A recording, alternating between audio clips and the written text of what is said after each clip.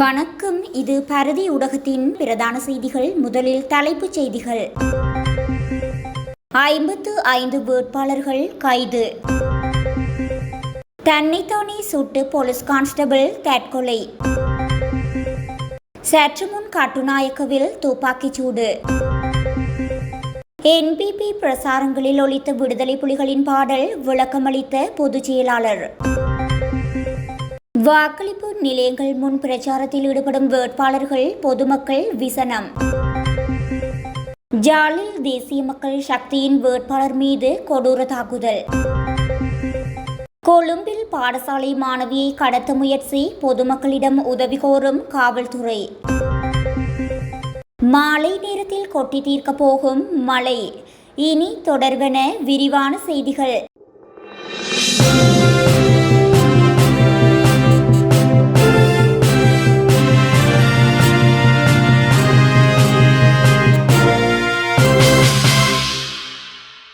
தேர்தல் சட்டங்களை மீறியமை மற்றும் தேர்தலுடன் தொடர்புடைய ஏனைய குற்றங்கள் தொடர்பில் 55 வேட்பாளர்கள் கைது செய்யப்பட்டுள்ளதாக இலங்கை போலீசார் தெரிவித்துள்ளனர். 2025 ஆண்டுக்கான இலங்கை உள்ளூராட்சி சபை தேர்தல் தொடர்பில் இதுவரை 604 முறைப்பாடுகள் கிடைத்துள்ளதாக போலீஸ் ஊடக பிரிவு தெரிவித்துள்ளது. அதன்படி தேர்தல் சட்டங்களை மீறியமை தொடர்பில் 476 முறைப்பாடுகளும், தேர்தலுடன் தொடர்புடைய ஏனைய குற்றங்கள் தொடர்பில் 128 முறைப்பாடுகளும் கிடைத்துள்ளன. தேர்தல் சட்டங்களை மீறியமை மற்றும் தேர்தலுடன் தொடர்புடைய ஏனைய குற்றங்கள் தொடர்பில் 55 வேட்பாளர்களும் 208 சந்தேக நபர்களும் கைது செய்யப்பட்டுள்ளதாக போலீஸ் ஊடக பிரிவு தெரிவித்துள்ளது. போலீஸ் கான்ஸ்டபிள் ஒருவர் தனது கடமைக்கு வழங்கப்பட்ட துப்பாக்கியால் தன்னைத்தானே சுட்டு தற்கொலை செய்து கொண்டுள்ளார். அம்பாறை பதியத்தலாவ போலீஸ் நிலையத்தில் பணியாற்றி வந்த போலீஸ் கான்ஸ்டபிள் ஒருவரே இவ்வாறு உயிரிழந்துள்ளார். இன்றைய தினம் அதிகாலை 5:15 மணியளவில் புதிய தலாவ போலீஸ் நிலையத்தின் காவலர் குடியிருப்பில் இவர் தற்கொலை செய்து கொண்டதாக போலீஸ் ஊடக பேச்சாளர் அலுவலகம் தெரிவித்தது. உயிரிழந்தவர் 59 வயதுடைய பிபிளை பகுதியைச் சேர்ந்த போலீஸ் கான்ஸ்டபிள் என தெரிவிக்கப்பட்டுள்ளது. கட்டுநாயக்க பகுதியில் இடம்பெற்ற துப்பாக்கிச் சூட்டில் இளைஞர் ஒருவர் காயமடைந்துள்ளதாக காவல்துறையினர் தெரிவித்துள்ளனர். இந்த துப்பாக்கிச் சூட்டு சம்பவம் சற்று முன்னர் கட்டுநாயக்க 13ஆம் தூண் பகுதியில் இடம்பெற்றுள்ளது. துப்பாக்கிச் சூட்டில் காயமடைந்த நபர் சிகிச்சைக்காக விஜயகுமாரதுங்க வைத்தியசாலையில் அனுமதிக்கப்பட்டுள்ளார். மேலும் சம்பவம் தொடர்பான மேலதிக விசாரணைகளை காவல்துறையினர் முன்னெடுத்து வருகின்றனர். தமிழ் தேசியவாதம் மற்றும் தமிழீழ விடுதலை புலிகளுடன் நெருக்கமாக தொடர்புடைய தமிழ் மொழி பிரசார பாடல்களை வடக்கு மற்றும் கிழக்கில் வெளியிட்டுள்ளமை குறித்து தேசிய மக்கள் சக்தி கருத்து வெளியிட்டுள்ளது.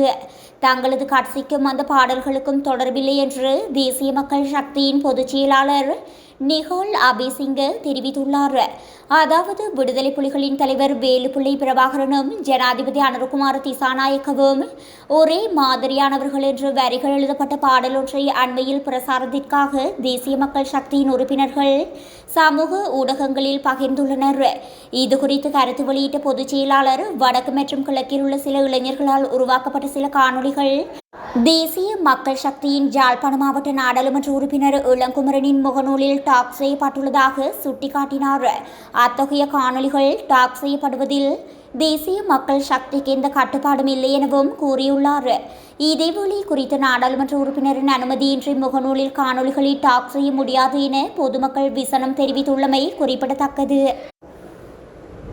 வவுனியாவில் வாக்களிப்பு நிலையங்களுக்கு முன்பாக சில வேட்பாளர்கள் பிரச்சாரம் செய்வதால் பொதுமக்கள் அசௌகரியங்களை சந்தித்துள்ளதாக எமது செய்தியாளர் தெரிவித்துள்ளார். வவுனியா மாவட்டத்தில் உள்ள 5 உள்ளூராட்சி மன்றங்களுக்கான வாக்களிப்பு நடவடிக்கைகள் இன்றைய தினம் காலை முதல் இடம்பெற்று வருகின்றன. வவுனியா மாநகர சபை, வவுனியா தெற்கு தமிழ் பிரதேச சபை, வெண்கல செட்டிக்குளம் பிரதேச சபை, வவுனியா வடக்கு பிரதேச சபை, வவுனியா தெற்கு சிங்கள பிரதேச சபை ஆகிய 5 சபைகளுக்கும் 103 உறுப்பினர்களை தெரிவு செய்வதற்காக 1731 பேர் போட்டியிடுகின்றனர். 1,79,293 பேர் வாக்களிக்க தகுதி பெற்றுள்ள நிலையில் 154 வாக்களிப்பு நிலையங்கள் அமைக்கப்பட்டுள்ளன. காவல்துறையினரின் பாதுகாப்புக்கு மத்தியில் வாக்களிப்பு நடவடிக்கைகள் இடம்பெற்று வருகின்றன. இந்நிலையில் சில வாக்களிப்பு நிலையங்களின் முன்பாக பல்வேறு கட்சிகளை சேர்ந்த வேட்பாளர்கள் ஒன்று கூடியுள்ளதுடன் தங்களுக்கு வாக்களிக்குமாறு தெரிவித்து வருகின்றனர். குறிப்பாக தெற்கு தமிழ் பிரதேச சபைக்குட்பட்ட பல வட்டாரங்களில் இந்த நிலை ஏற்பட்டுள்ளதுடன் ஏனைய சபைகளுக்கு முன்பாகவும் இந்த நிலை ஏற்பட்டுள்ளமை தொடர்பாக பொதுமக்கள் விசனம் தெரிவித்துள்ளனர். ஜாலில் தேர்தலில் போட்டியிடும் தேசிய மக்கள் சக்தியின் வேட்பாளர் மீதும் கட்சியின் மூத்த உறுப்பினர் மீதும் தாக்குதல் நடாத்தப்பட்டுள்ளது.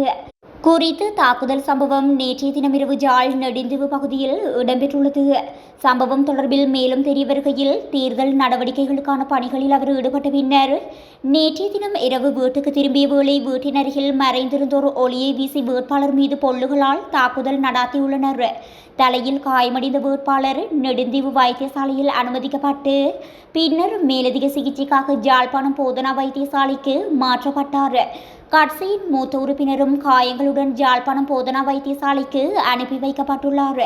இந்த சம்பவம் தொடர்பில் நெடுந்தீவு காவல்துறையினர் விசாரணைகளை மேற்கொண்டு வருகின்றனர். கொழும்பில் உள்ள ஒரு பிரபலமான பெண்கள் பாடசாலைக்கு அருகில் கடந்த வியாழக்கிழமை பாடசாலை மாணவியை கடத்த முயன்ற சம்பவம் தொடர்பாக காவல்துறையினர் விசாரணையை ஆரம்பித்துள்ளதுடன் பொதுமக்களிடம் சம்பவம் தொடர்பில் தகவல் அளிக்குமாறும் அழைப்பு விடுத்துள்ளனர். காவல்துறையின் தகவலின்படி தாய் தனது மகளை பாடசாலையில் இருந்து தனது வாகனத்தில் அழைத்து செல்ல வந்தபோது இந்த சம்பவம் இடம்பெற்றுள்ளது. அடையாளம் தெரியாத ஒருவர் வாகனம் நிறுத்தப்பட்டிருந்த போது உள்ளே நுழைந்து மாணவி அமர்ந்திருந்த பின் இருக்கையில் ஏறிச் சென்றதாக கூறப்படுகிறது. பின்னர் சந்தேக நபர் தாயிடம் வாகனத்தை முன்னோக்கி ஓட்டுமாறு கோரினார். தாய் அதற்கு மறுப்பு தெரிவித்ததுடன் சந்தேக நபரிடமிருந்து தனது மகளை இழுத்து உதவி கேட்டு கத்தியபடி வாகனத்தை விட்டு வெளியேறினார். இதனையடுத்து சந்தேக நபர் சம்பவ இடத்திலிருந்து தப்பிச் சென்றுள்ளார். காவல்துறையினர் மதிப்பாய்வு செய்த பின்னர் பாதுகாப்பு கேமரா காட்சிகள் ஏப்ரல் 29 மற்றும் 30 ஆகிய தினங்களில் பாடசாலைக்கு அருகே அதே நபர் சுற்றித் திரிவதை காட்டுகின்றது. சம்பவம் தொடர்பில் காவல்துறையினர் விசாரணையை தொடங்கியுள்ளதுடன் மேலும் தகவல் தெரிந்தவர்கள் 011-269541 என்ற எண்ணில் தொடர்பு கொள்ளுமாறு கேட்டுக்கொண்டுள்ளனர்.